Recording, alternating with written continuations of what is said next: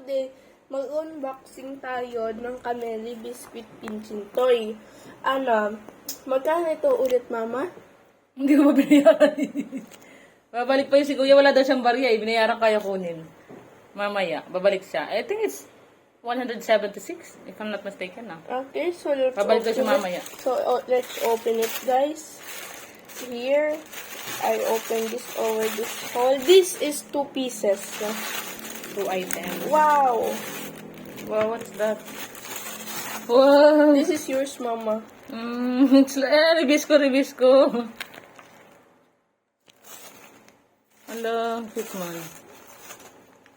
Tigisa daw kami nito guys ni Sasa, oh. Pwede mo buksan yung container. This is resealable na.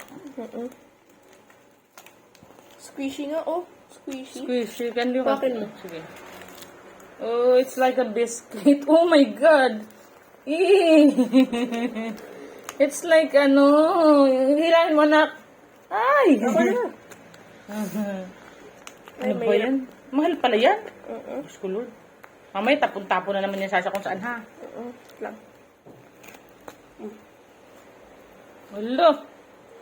Parang ano to, Arena to na ano.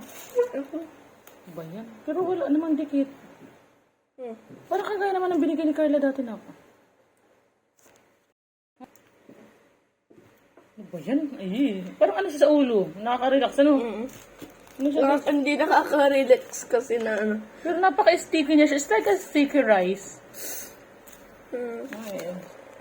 So guys, thank you for watching. I hope you like and subscribe. Bye-bye.